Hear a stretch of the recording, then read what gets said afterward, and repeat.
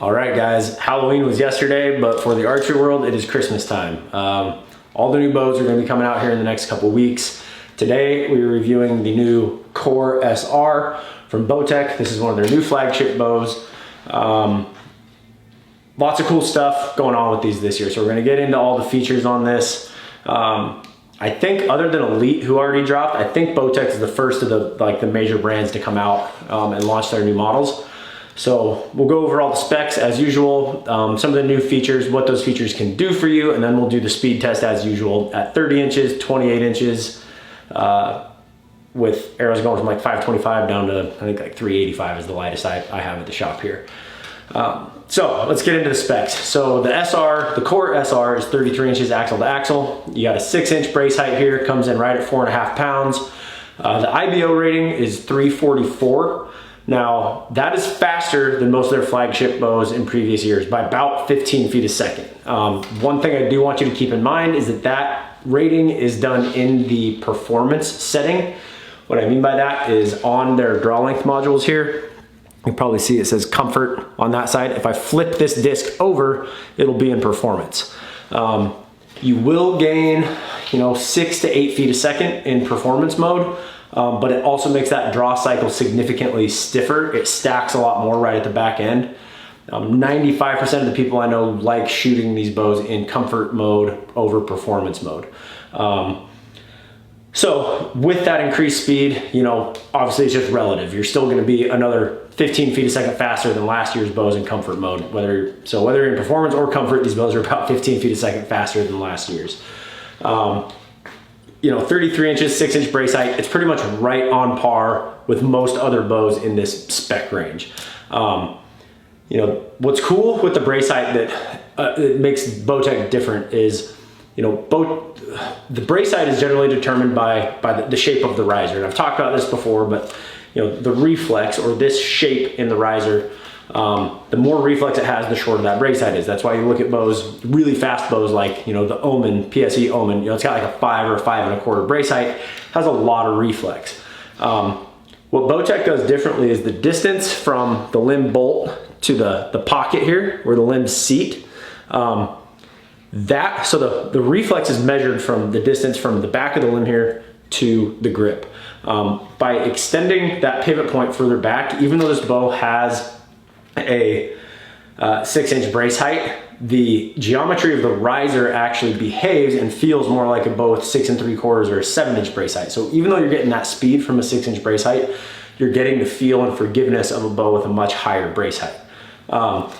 Pretty well thought out, if you ask me. This bow goes from 25 to 30 inches in draw length. You can get it from a 40, 50, 60, or 70 pound peak weight. It can fit just about anybody you want it to. And what really stands apart this year from last year is in the cam system here. So they took a lot of technology from their Target cam last year, which is widely regarded right now as like one of the best cam systems on the market in terms of how you can adjust the feel, the timing, let off, all that. So I'll kind of go over that real quick. So most people are familiar with Bowtech's, their deadlock tuning system here. If you're not, these two little screws right here on the axle, all I have to do is loosen that set screw, turn that drive screw, and that will shift the cam right or left on the axle. So you don't need a bow press to tune this bow. If it's tail right, you move the cams to the right. If it's tail left, you move the cams to the left. The Target models last year took that a step further. They had the deadlock, but they also had what they call the time lock, which is this little piece right here. So if you have a draw board at home and you like to do your own tuning, usually let's say you put your bow in the press, the bottom cam is hitting, but the top cam is 1/8 of an inch open. So you put a half twist in the bottom cable, and now all of a sudden your bottom cam is a half or 1/8 inch open. So it flip-flops every time you put a twist in the cables. What this allows you to do is just micro adjust your timing with this little, it's hard to see, but this little set screw right on top, right there. So if my top cam is open, I can just turn that screw and shorten that cable ever so slightly. And I can move my timing just like a 1/64 of an inch at a time. Not only is that nice to get perfect cam timing, but for you target shooters out there, or really anybody who's pretty advanced shooter and they really like to experiment with how different timing affects their group size and the way that bow aims and holds and feels. You can easily, you got laser engraved marks here, you can easily just move it a tiny little bit here and there and see if it makes any difference in the forgiveness and overall feel of that bow. The draw stops here are separate from the module. I really like this feature. So in comfort mode, you got 85+% let off, like 85 to 87%. For me, that's too much. Even at 70 pounds, I like to shoot about an 80% let off. So like on my SS34, what this cam system allows you to do is, let's say I have a 29-inch draw length, but I want 80% let off instead of 85. Rather than buying a new set of mods like most companies make you do, I can leave my draw stop set at 29, rotate my module to 29.5. And what that does when you draw is it doesn't let that cam get all the way into the valley, because the module thinks it still needs to go another ½ inch before it reaches, its designed let off. But it allows you to keep your draw length exactly the same, but it'll decrease that let off significantly, like 5 or 7%. So if you want even less than that, like if you're shooting target at 60 pounds, you could move that draw mod a full inch longer than your draw stop, and now you're down around like 65 or 70% let off. So you can really customize the draw weight, or excuse me, your holding weight with this module and draw stop system. So lots of cool technology in that cam. Another thing they did was they upgraded the grip. So in the past, like the SS34, it came with 2 different angles of these plates right here that go on the back of the grip. This year, like on their target models, they incorporated the grip lock. So I loosen these 2 little set screws. I can then slide that out and customize the angle of that grip. I like a low wrist grip. Some people like a little more high wrist grip. Whatever's more comfortable to you. You don't have to buy different inserts for this. It's already on the bow. On top of that, you can, by bumping it out a little bit, you're essentially incrementally just shortening your draw length a tiny little bit. The further my palm comes towards me, essentially, I'm shortening my draw length by a 16th or an 1/8 or however far you move that. Now, the only thing that I have a little bit of reservations with is, this is essentially just plastic.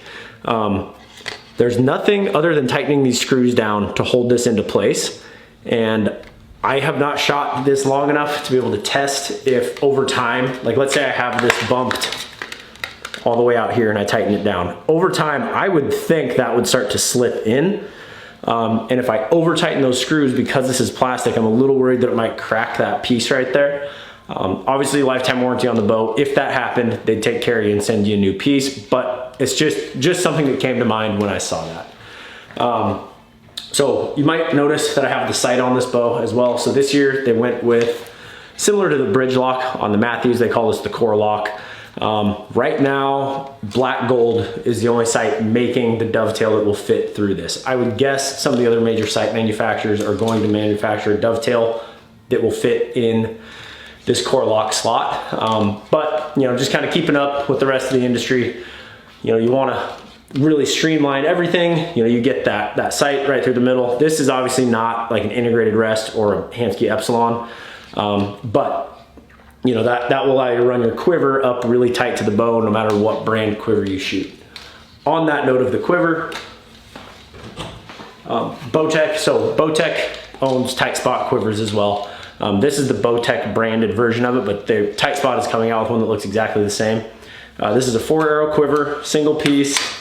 Look how tight this gets. So I slide this on here. If I can see, oh, right there. Lock that down. Look how tight that is. I mean, it's like damn near underneath the limb. So when I load this up with arrows, it's not gonna change the balance of that bow nearly as much. So got some cool accessories with this year, as well as that cam technology. So really what this is enabling you to do, which you're seeing more and more in all the bows, is just really be able to customize the bow's feel to you. It's not just what it is out of the box. You can really, mess with things, tinker with things, get that bow to aim, hold, and just the overall feel and comfortability of the bow, get that customized to your shooting style. So I think they did a really good job with this. I think it's gonna be a really popular bow. Like I said, this is the 33, which I think on the West Coast is gonna be the more popular bow. They also have the Core SS, which is a 31.5-inch model, which I'll be reviewing here in a couple days.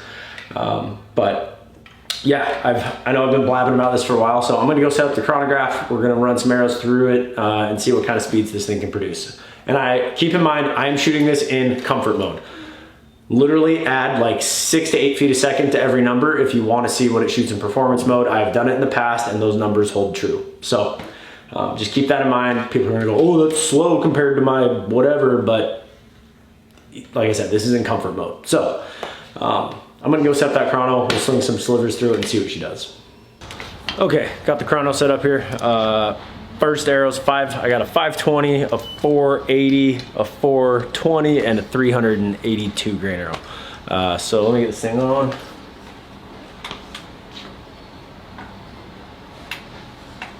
All right, so again, this is 30 inches, 70 pounds. This is in the comfort setting, so add 6 to 8 feet a second to any number you see off this, and that'll be the performance rating. So let's see what we got here.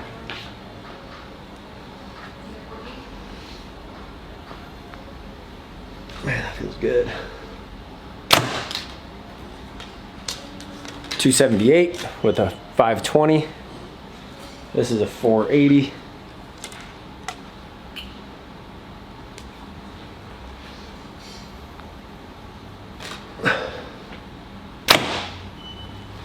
$291. That sped up. That's really good speed. That's what my base 4 shoots at, like 76 pounds. This is a 420 grain arrow.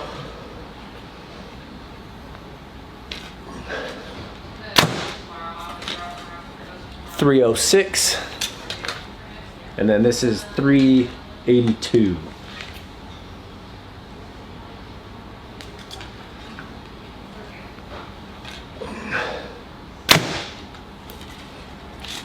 .320. So I would guess with a true 350 grain arrow, that would be, even in comfort, that would be approaching IBO speed. So impressed with that. You know, really close to a lot of other bows on the market in that same spec and speed rating. But yeah, that's great speed. So I'm gonna set this to 28 inches. We'll shoot those same 4 arrows and see what we get.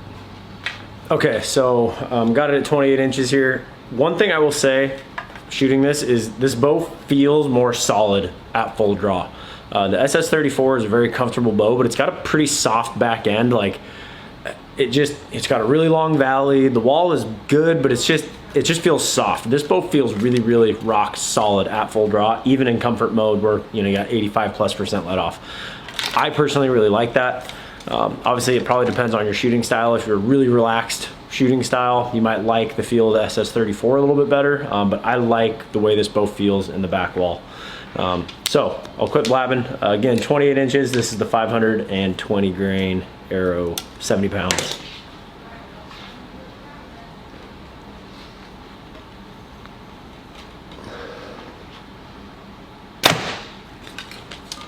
.257. This is a 480 grain arrow.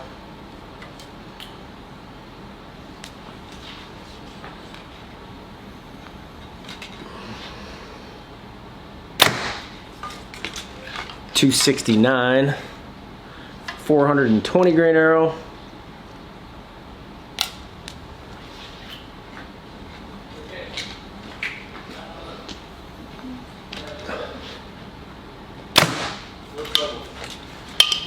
.288, and now 380 grain arrow. See if we can get to 300.